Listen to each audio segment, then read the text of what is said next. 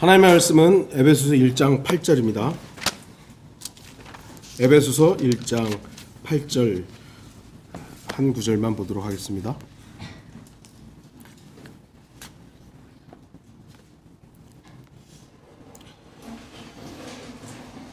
말씀을 제가 읽도록 하겠습니다. 에베소서 1장 8절. 그 은혜의 풍성함으로 인하여 그는 모든 지혜와 총명을 우리에게 넘치게 하시어 그랬습니다. 전체적인 문맥을 보려고 하는 것은 아니고요. 이게 풍성함이라는 단어에 집중해서 하나님의 풍성함이라는 제목으로 설교하겠습니다.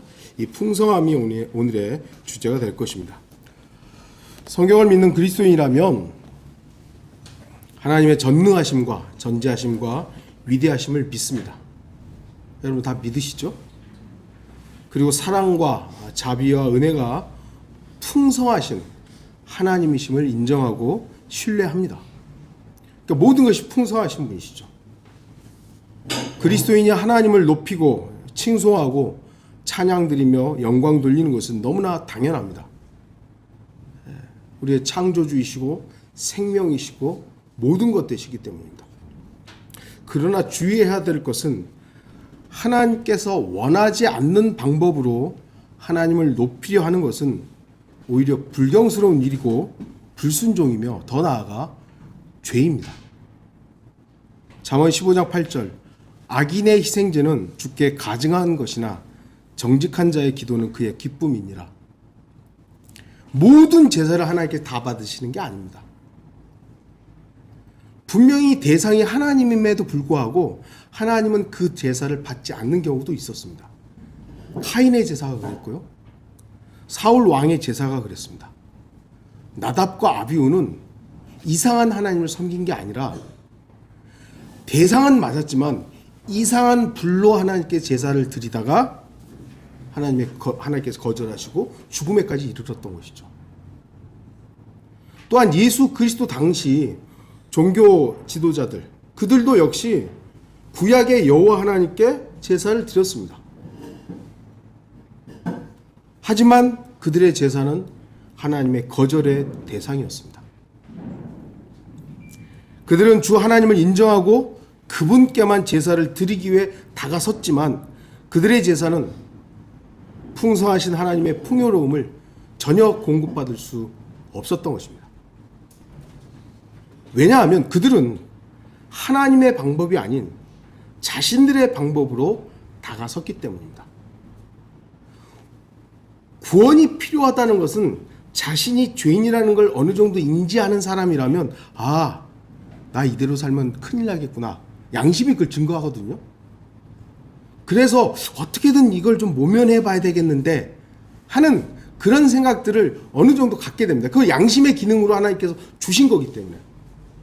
근데 문제는 뭐냐면 하나님의 방법이 아닌 자기 방법으로 그것을 모면하려고 하는 것이죠. 우리 역시 위대하신 하나님을 인정하고 풍요로움을 주님으로부터 공급받으려면 주님께서 제시하는 길로 가야만 합니다. 하나님이 제시하신 길, 그 길로 가야 되는 거지. 내가 볼 때는 이쪽이 맞는 것 같아. 여기가 맞는 것 같아. 이게 더 그럴듯해. 그건 내 오름이고 내 선이고 내 방법일 뿐 하나님의 길도 하나님의 방법도 아닙니다. 엉뚱한 자리에서 엉뚱한 방법으로 하나님의 풍요로움을 구한다면 그 사람은 헛수고하는 것뿐입니다. 그러니까 대상은 분명히 맞는데 위대하신 하나님, 풍요로우신 하나님, 그 풍요로움을 내가 받기를 원합니다 해서 하나님께 다가서는데 하나님의 방법이 아닌 자기 방법으로 다가서면 헛수고라는 겁니다. 오늘날도 바로 이 시간, 거의 같은 시간이죠. 경배와 찬양이 있습니다. 우리나라의 교회가 몇 개인지 정확하게 파악이 안 됩니다만 50만 개, 많게는 70만 개 그렇다 그러고 목사들 엄청 많죠. 교회도 엄청 교인 수는 이제 1000만이라고 거짓말을 안 합니다만 그래도 700만, 800만 이렇게 어마어마한 숫자가 오늘 아마 대부분 이 시간 예배를 드릴 겁니다. 과연 주 하나님께서 기쁨으로 받으시고 흡족하실 예배가 얼마나 될지 의문입니다. 이 모든 예배를 하나님 다 받으시는가? 그들도 주님의 위대하심과 존귀하심과 영화로움을 인정하고 그 모든 것들을 높이기 위해서 모입니다. 오늘 예배드리려고 모이는 사람들이 창조주를 안 믿습니까? 믿죠? 위대하신 하나님 찬양하기 위해서 모이죠? 하나님의 전지하심, 전능하심 모르고 모입니까? 다 알고 그분을 높이기 위해서 모이는 것이죠. 그럼에도 오늘날 일부 교회들은 하나님께 경배드린다는 것이 아니라 하나님의 방법이 아닌 사람의 방법으로, 그 목적이 사람을 만족시키는 대로 치중되고 있다는 것을 부인하지 못하는 거예요. 그러니까 일반 교회들에서도 예배 이대로 하면은 망한다, 예배를 바꿔야 된다, 그런 얘기들이 나오는 거예요.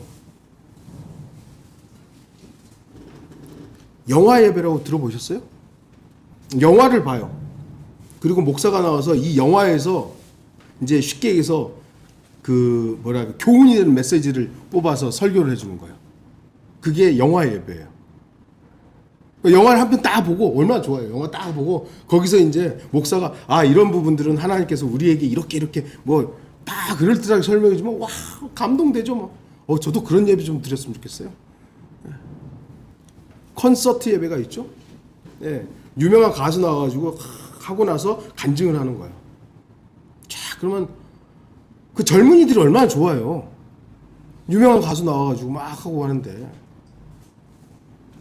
구도자 예배라는 것도 있더라고요.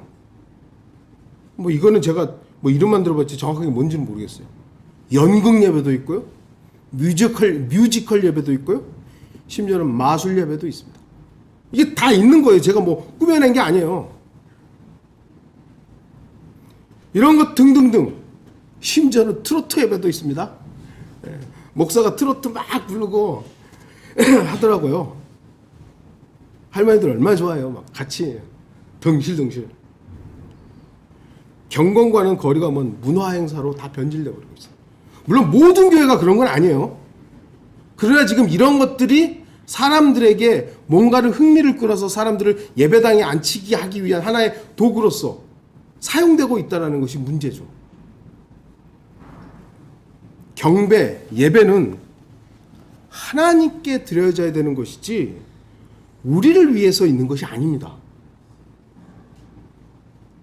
하나님을 영화롭게 하기 위해서 우리가 예배드리는 것이지,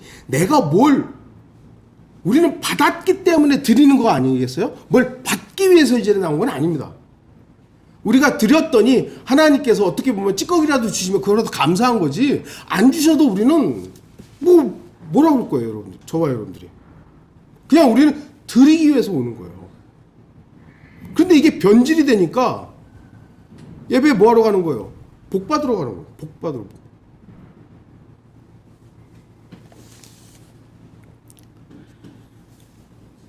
예배라는 말을 사용하는데 거기에 세속적인 것과 육신적인 것들이 제거되어야 되는 것인데, 이런 것들을 제거하지 않고 예배라는 단어만 사용하고 있는 거예요. 왜 그렇습니까? 하나님께서는 세상에서 부정적이고 육신은 하나님께서 기뻐하지 않으시잖아요. 그럼 그런 것들이 없는 상황에서 우리가 물론 완벽하지는 않지만 우리 스스로를 하나님 말씀에 물론 씻고 나오는 거잖아요. 예수 그리스도를 근거로 나오는 거잖아요. 근데 세상적인 거 다 가지고 내 마음에 더러운 욕심들이 가득 찬 걸 그대로 가지고 주님 나에게 더 많은 축복을 주십시오. 돈 더 많이 벌게 해주십시오. 이런 걸 가지고 여기 나와 있다면 그건 예배의 기본 자세가 안 된 것이죠. 하나님은 세상으로부터 성별하라고 우리를 부르시는 겁니다. 왜죠? 요한복음 17장 9절, 내가 그들을 위하여 기도하나이다. 이 그들은 제자들 말하죠. 1차적으로. 나는 세상을 위하여는 기도하지 아니하고, 예수님은 세상을 위해서 기도하지 않습니다. 다만 아버지께서 내게 주신 자들을 위하여 기도하나이다. 이는 그들이 아버지의 사람들이기 때문이다. 저도 나라의 안정을 위해서 기도합니다. 지도자들을 위해서도 기도합니다. 그러나 제 주된 기도의 제목은 하나님을 위해서 하나님께 하는 것이지만 우리 사랑하는 성도들이요, 가족과 성도들이요. 세상이 뭐 더 좋아지고 뭐 더 발전해서 우리나라가 세계 최고의 국가가, 저는 그런 기도 안 해요. 주님의 자비하신 가운데 부디 전쟁 안 나기를 바라는 거죠. 그리고 정치인들이 좀 부디 좀 하나님을 좀 두려워해서 하나님을 두려워하는 정치 좀 하게 해달라고. 그 부분은 좀 안 들어주시긴 합니다만 그래도 기도해요. 저는 오늘날 수많은 사람들이 위대하신 하나님께 경배드리기 위해서 일요일이면 예배당에 모입니다. 그들의 진짜 목적이 무엇이든 경배드리기 위해 모인 사람들은 반드시 경배의 주체이신 주 하나님을 알고 그분을 인정하며 그분의 말씀에 복종할 자세를 가져야만 합니다. 내가 지금 경배드리는 분이 어떤 분인지 알아야 될 거 아니에요. 물론 우리가 모든 걸 다 아는 건 아니지만 이분이, 내가 지금 경배드리는 분이 창조주이시고 생명이시고 만복의 복이시고 뭐 우리가 교리적으로 다 알아야 될 건 아니지만 그래도 이분이 어떤 분인지 알아야 될 거 아니에요.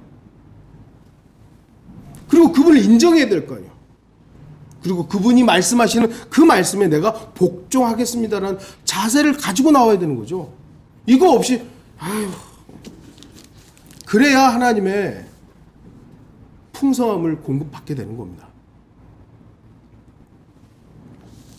그럼에도 오늘날 교회들이 잘못된 경배를 드리기 때문에 영적으로는 하나님의 풍성하심과 거리가 멀어 가난하고 눈멀고 헐벗은 채 살아가고 있는 겁니다. 요한계시록 3장 17절에 라오디게인들의 교회에 대해서 말씀하시죠. 마지막 교회잖아요. 이 마지막 교회에 주님 뭐라고 합니까? 네가 말하기를 나는 부자며 부유하고 아무것도 부족한 것이 없다고 하지만 너는 비참하고 가련하며 가난하고 눈멀고 헐벗은 것을 알지 못하는도다. 아마도 미국 교회보다도 한국 교회들이 더 부자일 거예요. 네. 미국 교회 건물들이 아무리 뭐 크게 짓고 해도요, 우리나라 건물 값에 비하면 별로 안 비쌀 거예요. 우리나라 몇백억씩 하잖아요. 그 교회 건물들이. 다 부자죠. 근데 하나님 보셨을 때는 가난한 겁니다. 헐벗은 것입니다. 기독교인이라고 자신을 말한다면 누구나 하나님의 위대하심과 전지전능하심과 무한하심을 인정할 것입니다. 그러나 하나님의 무한한 풍성함을 인정하는 것과 머리로 아는 것과 풍성함을 누리는 것과는 다른 겁니다. 하나님이 위대하시지 머리로 아는 것과 그 위대하신 하나님을 나의 삶 가운데서 누리는 것과는 다른 거예요. 물론 인정하는 것이 출발이고 근거가 되어야 되죠. 하지만 인정만 하고 하나님의 풍성함을 누리지 못한다면 얼마나 궁핍한 신앙생활을 하는 것입니까? 하나님의 위대한 풍성하심을 인정하며 나아가 그 풍성함을 충분하게 누릴 수 있는 신앙생활이야말로 참된 의미와 가치와 풍요로움이 있는 신앙생활일 것입니다. 저와 여러분들은 그러한 풍성한 신앙생활을 하고 있는지 돌아봐야죠. 나는 지금 신앙생활, 우리 지금 다 신앙생활 하고 있잖아요. 근데 이 신앙생활이 풍성한 것인가? 성도들이 분명히 알아야 될 것은 하나님께서는 자신의 풍요하고 풍성함을, 그 모든 것들을 우리에게 나눠주기를 원하신다는 겁니다. 부모가 자녀에게 자신의 모든 것을 풍성하게 주기를 바라듯이 우리 아버지 하나님께서도 자녀들인 그리스도인들에게 풍성하게, 더 풍성하게 주기를 원하신다는 사실입니다. 물론 이것이 꼭 물질적인 것에 한정되는 것은 아니죠. 우리는 다 대부분 우리가 풍성하다 그러면 돈 많고 집도 좀 의리의리하고 좋은 차 타고 이런 것들로 그냥 대부분의 사람들이 가지만, 우리 그리스도인들이 생각하는, 물론 그것은 한 분야일 수 있습니다만 그것이 마치 모든 것의 풍성함의 기준이 되어서는 안 됩니다. 풍성함이란 내가 지금 풍요롭게 주님을 누리고 있느냐. 어떤 의미에서는 10원짜리 한 장 없는데도 불구하고 나는 주님으로부터 풍성합니다. 육신은 그러기가 힘듭니다만 영적인 부분에서 과연 우리가 그런 풍성함을 누리고 살고 있느냐.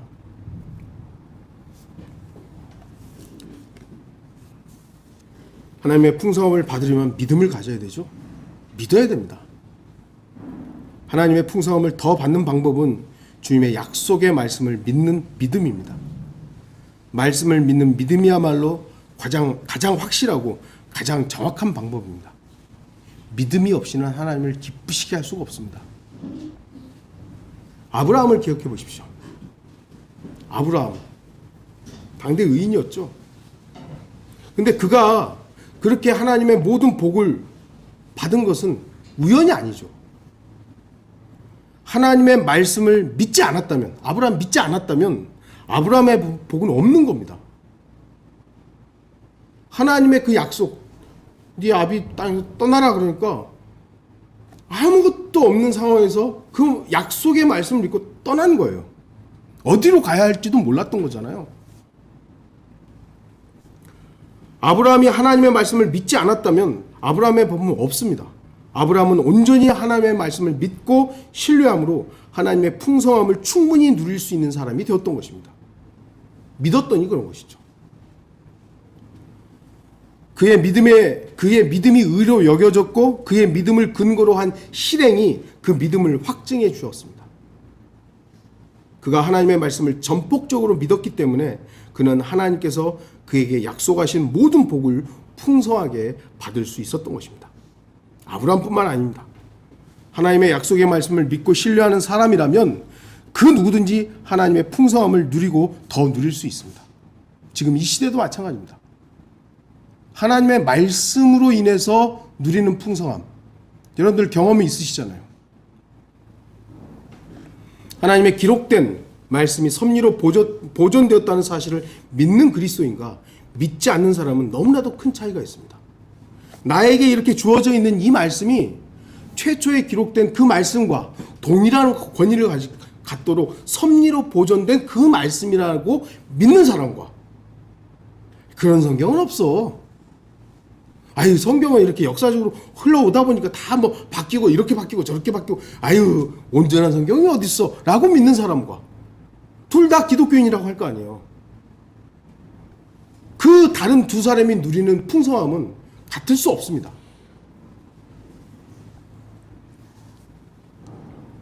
제가 이전에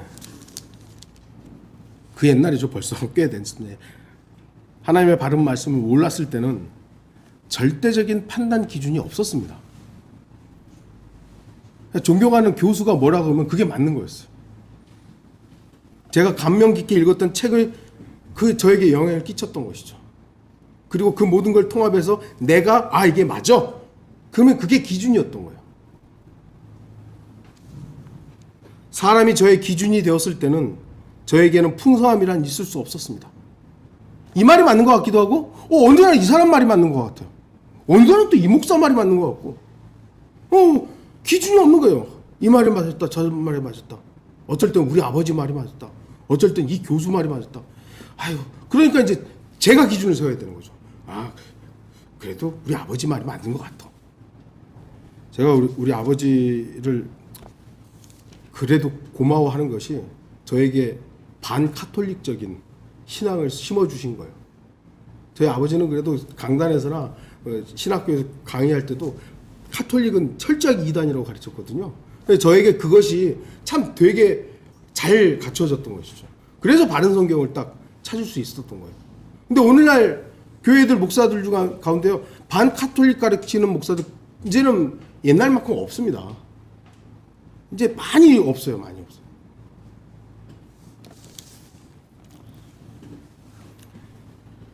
사람이 기준이었거나 어떤 교단이 기준이었거나 누군가 다른 기준이 있을 때는 저에게는 풍성함이 없었습니다.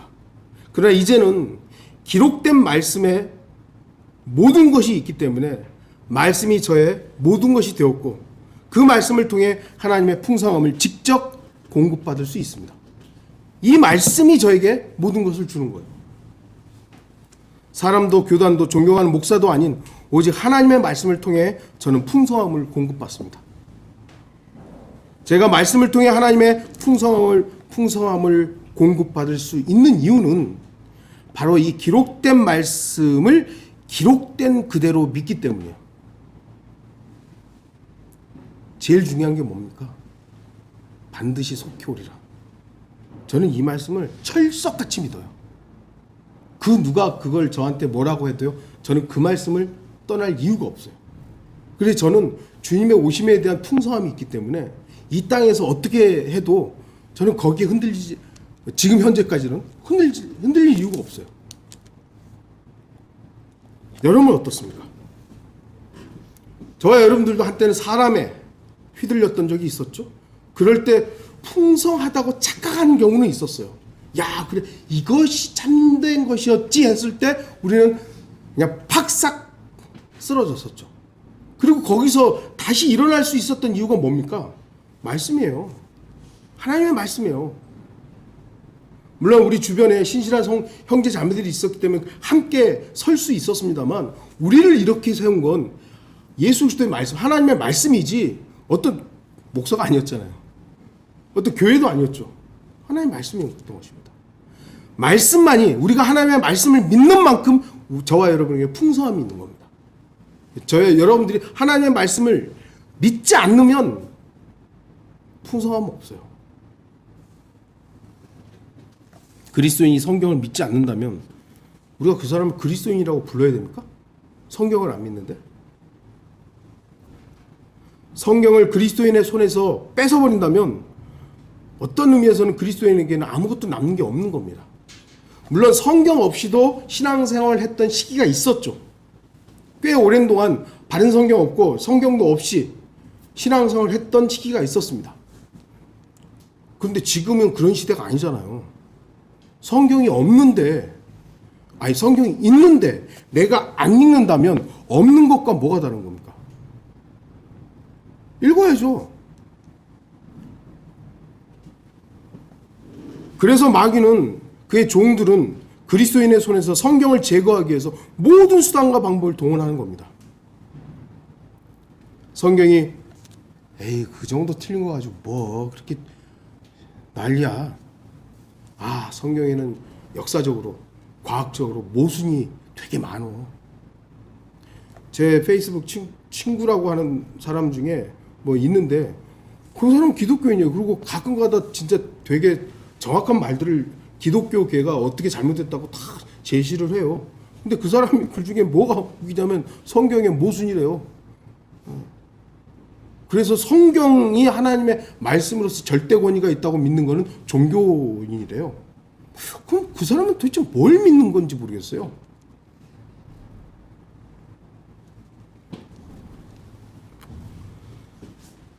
여러분 주의하십시오. 성경의 주장과 틀리면 그건 마귀적인 겁니다. 마귀적인 거예요. 그가 아무리 위대한 교황이든 뭐 수백만 명을 주님께로 인도한 뭐 복음 전도자이든 하나님의 말씀과 틀리면 그 사람은 마귀적인 거예요. 마귀의 종인 겁니다.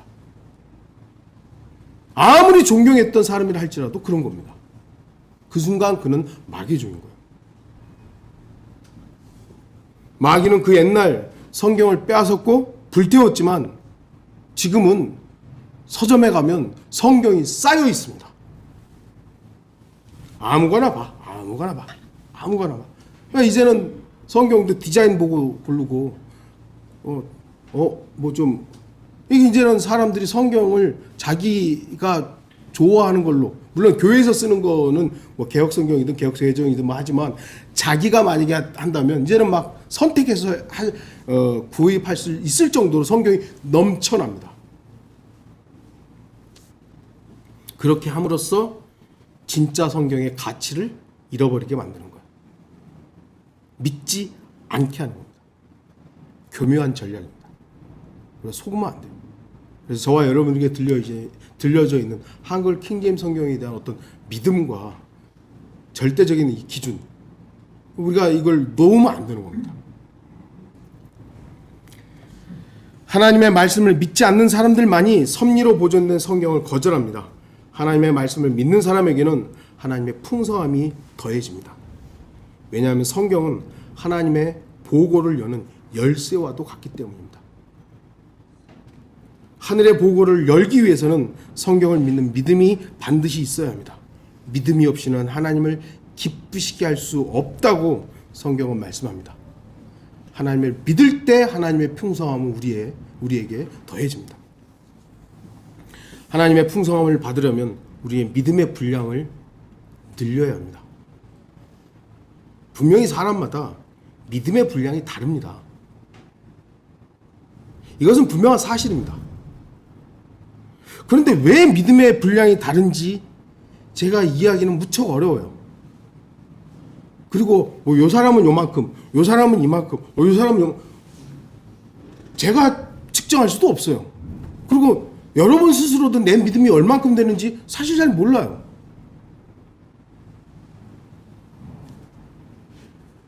그러나 한 가지 분명한 사실은 각자의 믿음의 분량이 다르지만 우리가 원하고 구하기만 하면 믿음은 늘어날 수 있다는 겁니다. 저와 여러분들이 내가 믿음이 좀 요즘에 흔들리네? 왜 내 믿음이 이러지? 그럼 주님 앞에 구하면 되는 거예요. 구해야 되는 거예요.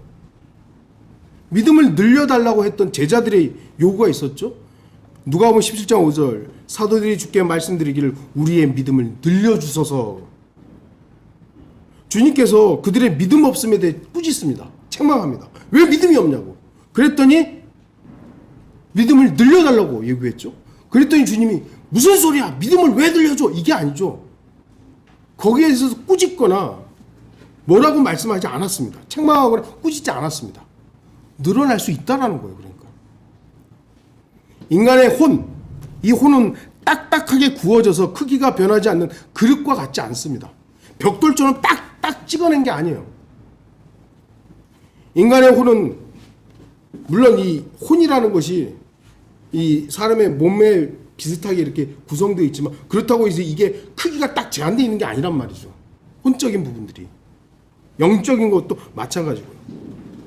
성령의 은혜로운 활동에 반응하고 상호작용하는 과정을 통해서 성장하고 팽창할 수 있습니다. 우리가 믿음이 없다면 그것은 내 자신의 문제죠. 왜냐하면 믿음 없음은 내가 안 믿었기 때문이에요. 그러니까 외적인 상황들도 우리의 믿음에 영향을 끼칩니다. 하지만 그 믿음이 있느냐 없느냐의 결정은 그 누구도 대신해 주지 않아요. 자기가 결정하는 거죠. 그러나 믿음이 부족할 때는 주님께 요청하십시오. 우리의 믿음을 늘려달라고 요청하십시오. 이 늘리다, increase라는 이 단어는요, 늘다, 증가하다, 불어나다, 커지다, 강해지다 이런 뜻이 있습니다. 제가 항상 말씀드리지만 믿음, faith는 하나님께서 모든 사람에게 선물로 주신 거예요. 그렇다면 이 믿음이 있는 사람은 이것을 하나님을 향해서 believe 해야 돼요. believe 해야 돼요.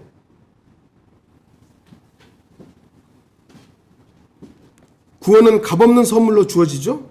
그리고 그 믿음의 늘어남, 증가, 강해짐을 우리가 믿음의 주체이신 주 하나님을 절대적으로 신뢰하며 믿음의 강해짐을 위해서 하나님께 요구할 때 하나님께서는 우리의 믿음을 강성하게 해주십니다.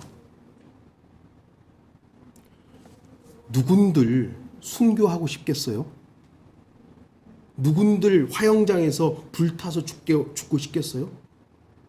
그 순간 그들이 기도하지 않았다면, 하나님께 요청하지 않았다면 그렇게 죽을 수 있겠어요? 나 안 한다고. 나 불타 죽기 싫다고. 나 사자밥 되기 싫다고. 믿음이 없으면 그렇게 하는 거죠. 근데 그 순간 절대적인 주님을 신뢰하면서 주님 도와주십시오. 주님 저를 의탁드립니다. 주님 저를 보호해 주십시오. 하나님께서 그 순간 성령으로 인도해 주시는 겁니다.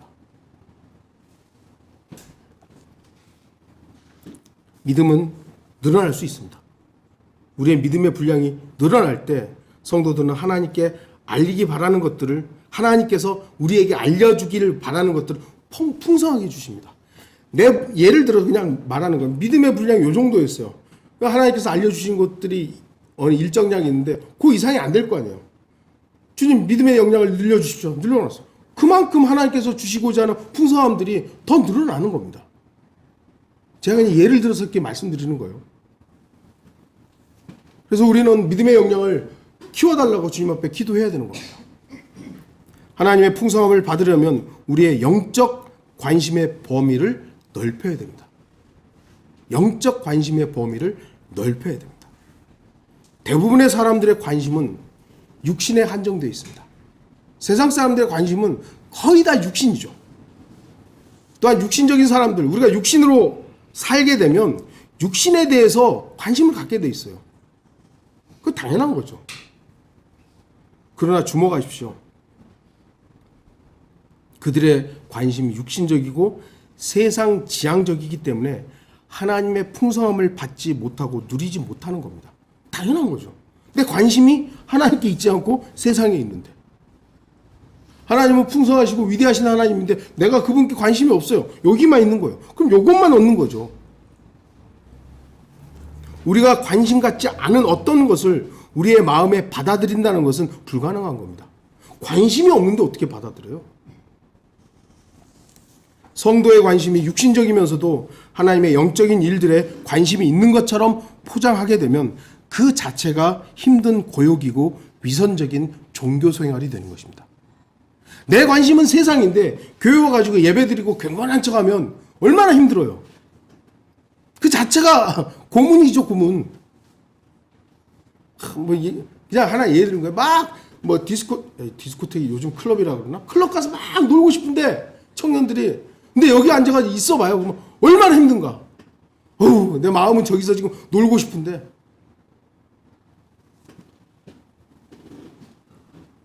일반 교회의 수많은 교인들이 힘든 종교 생활에 지쳐 있습니다. 교회 가는 걸 그렇게 힘들어해요.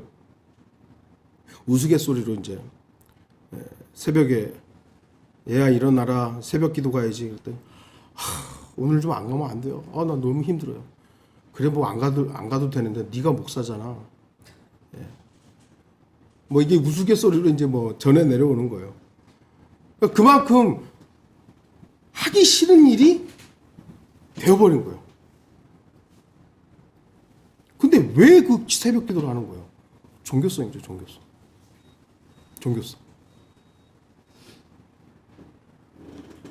그러면서도 세상에서 복받고 잘 되려면 교회에 빠지지 않고 헌금 잘 내고 목사에게 절대 순종해야 한다는 그런 쇠뇌 가운데 살아가고 있는 거예요. 그 한 주 빠지면 뭐 큰일 날 것처럼, 헌금 안 하고 11조 안 하면 뭐 하나님께서 저주할 것처럼, 목사한테 뭐 조금이라도 대들면 아이고 이제 나는 하나님의 종한테 대들 큰일 났겠다. 이렇게 쇠뇌가 수십 년 동안 되어왔던 거예요. 교회 나가서 경배 드리는 것이 즐겁고 기쁘고 기대되는 것이 아니라 어쩔 수 없이 나가야 하는 고된 노역이 되어버린 겁니다. 그래서 교회 나오는 것이 그냥 의뢰인. 엄마 때문에, 아빠 때문에. 제가 우리 청년들한테 그랬잖아요. 여러분 그러면 안 된다고. 여러분의 자발적인 부분들이 없다면 굳이 여기 나와가지고 힘들게, 여기 나오는 것 자체가 고역이 되어버리면 안 된다는 거예요.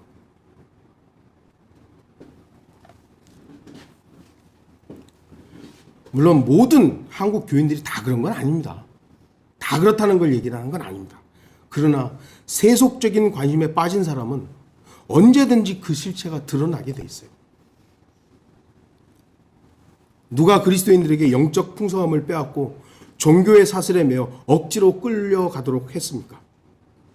여러분이 만약 여기 있는 우리가 만일 일반 교회 신자들처럼 억지로 신앙생활을 하고 있다면 여러분 자신을 잘 점검해 보십시오.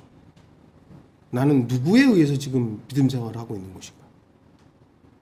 내가 주님과의 관계 속에서 내가 감사함으로 예배드리고 있는 것인가? 아니면 누구 눈치 보고 있는 것인가? 왜 그러한 종교적인 삶을 살고 있는가? 그것은 바로 나 자신의 관심이 영적인 관심이 아니라 세상적인 관심에 있기 때문에 예배당 나오는 게 힘든 거예요. 우리 청년들이 모르겠어요. 제가 마음까지 다 알 수는 없으니까 잘 점검해서 왜 내가 그리스도인으로서 예배드리고 하나님 말씀을 듣고 말씀 읽고 하는 것들이 힘들까? 제가 여러분들이 다 힘들다고 말하는 건 아니지만 혹여 그렇다면 왜 그런 것인가? 내 영적 관심이 다른 곳에 있기 때문입니다. 관심이 다른 곳에 있기 때문에. 성경을 믿는 그리스도인이라면 영적 관심을 가져야 됩니다. 적어도 이 교회에 우리 함께하고 있는 공동체로서 주님을 섬긴다면 여러분의 관심이 물론 세상에 나가서 일할 땐 일해야 되고 공부할 땐 공부해야 되고 해야 되지만 내가 정신을 딱 차렸을 때는 내 관심이 누구에게 있느냐? 하나님께 있느냐? 하나님의 말씀에 있느냐? 그리고 이 영적 관심의 범위를 한정시키지 말고 더 넓히십시오. 저는 우리 청년들이 좀 신학교 가서 공부하라는 건 아니지만 하나님의 말씀을 읽고 저한테 좀 질문했으면 좋겠어요. 질문 좀 했으면 좋겠어요. 물론 이제 가끔가다 하긴 합니다만 여러분들이 어떻게 보면 아는 만큼 질문하는 거 아니겠어요? 성경을 안 읽으니까 질문할 것도 없고 알고 싶은 것도 없고 저는 그게 조금 안타까워요. 여러분이 영적 관심을 갖는 만큼 풍성함을 누릴 수 있다는 것을 기억하십시오. 여러분이 어떤 것에 더 관심을 갖느냐에 따라서 작은 관심들은 사라지게 됩니다. 세상적인 관심들은 종종 우리의 영적 관심을 몰아내버립니다. 더 나아가 결국 영적 관심의 범위가 좁아지게 됩니다. 사라지고 맙니다. 하나님의 말씀에 쏟는 시간보다 TV나 인터넷에서 더 많은 시간을 보낸다면 당연히 그 사람은 하나님의 풍성함을 받기를 기대할 수 없습니다. 기도하는 시간보다 사람들과 수다 떠는 시간이 더 많다면 당연히 그 사람이 기도의 응답을 기대하는 것은 무모한 일이 될 수밖에 없습니다. 복음 전파를 위해 혼들에 대해서 관심을 갖지 않고 육신의 친함과 사교를 위해 사람들을 대하고 있다면 당연히 그 사람은 영적 생활에 활력과 힘, 능력, 더 나아가 성령 충만을 기대할 수 없습니다. 세상 사람들 관심, 여러분들 세상 사람들하고 이야기해보죠. 저도 얘기해보면 온통 다른 얘기하고 있는 거죠. 아유 지겨워 죽겠어요. 하여튼 어제 얘기했던 얘기를 또 하더라고요. 근데 마치 오늘 새로운 것처럼 얘기하고 있어요. 뭐 정치가 됐든 물가가 됐든 주가가 됐든 뭐 아파트 세상 뭐 아이들 교육 뭐 취미 여가 생활 이제는 노후 생활 뭐 골프 얘기하고 막 야 옆에서 들어보면 되게 재밌는데 어제 했던 얘기예요. 그러나 그리스도인의 관심은 영적 관심이어야 합니다. 다시 말씀드리지만 우리 그리스도인이라고 해서 그런 걸 다 귀닫고 살 수는 없어요. 아직 우리도 육신을 입고 있기 때문에 회사 가서 성경 얘기해봐요. 왕따 되지. 당연히. 그 회사 가서 그 사람들과 어울릴 만한 얘기들 우리가 주고받을 수 있죠. 그러나 그들은 거기에 머무른다면 우리는 거기에서 머물러서는 안 된다는 거예요. 그들과 하나님의 말씀을 나눌 수 없다면 나 혼자 하나님의 말씀을 묵상할 수 있어야 되고 나만의 시간을 통해서 기도해야 되는 것이고 기회가 되면 어떤 분들은 테이프나 아니면은 음성으로 나오는 성경을 듣잖아요. 얼마나 좋은 거예요. 아니면 저도 요즘에 스마트폰으로 성경 읽고 그런단 말이에요. 우리가 관심을 가져야 하나님께서도 주시고자 하는 것들을 더 주실 수 있는 겁니다. 관심이 없는데 어떻게 받아요? 하나님의 풍성함을 받으려면 주님께 감사해야 합니다. 감사는 아무리 해도 지나치지 않습니다. 모든 일에 감사해야 합니다. 지혜로우신 하늘의 하나님은 우리가 받은 은사와 은혜에 대해서 감사할 때 비로소 다른 풍성한 은혜를 내려주십니다. 감사하는 사람에게는 더 많은 것을 주고 싶습니다. 하나님도 그래요. 성경을 믿는 그리스도인들은 하나님의 풍성함을 이미 받은 사람들입니다. 영원한 생명을 값없이 받았습니다. 하나님의 바른 말씀은 한글 킹제임스 성경을 받았습니다. 성경을 믿는 지역교회에서 경배드리고 있습니다. 신실하고 사랑이 많은 지체들을 우리 주변에 주셨습니다. 사랑하는 가족과 가정의 평안도 주셨습니다. 물론 각자 좀 다릅니다만 건강의 분량도 주님께서 주셨습니다. 더 감사한 것은 위에 있는 소망 때문입니다. 많은 그리스도인이라고 해도 어떻게 보면 신실한 그리스도인도 있는데 위에 소망을 두지 않고 사는 사람들이 꽤 되더라고요. 땅에서 어떻게 잘 살 것인가에 대해서 모든 초점이 거기에 돼 있는 그리스도인들이 의외로 많더라고요. 근데 감사하게도 저와 여러분들에게는 위에 있는 것에 소망을 두고 사는지 풍성함.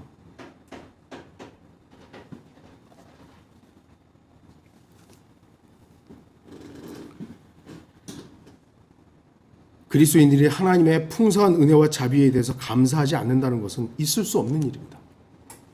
하나님께 받은 모든 풍성함에 대해서 감사하십시오. 그렇게 하면 하나님께로부터 더 많은 풍성함을 받게 될 것입니다. 우리가 더 받아야 할 풍성함들이 있습니다.